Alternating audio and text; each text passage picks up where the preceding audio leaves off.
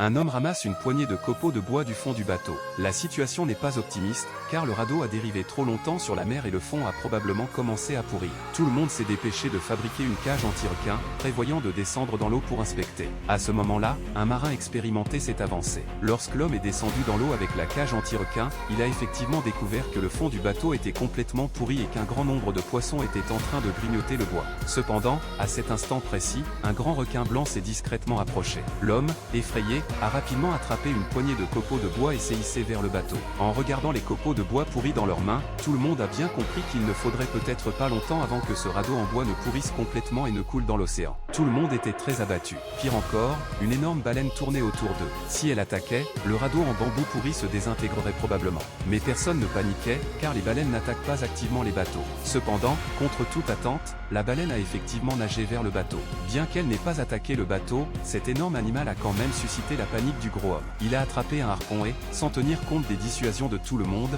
il a transpercé la baleine. La baleine, souffrante, a instantanément plongé vers le fond de la mer. La corde reliée au harpon s'est immédiatement tendue. L'immense traction a fait perdre le contrôle du radeau en un instant.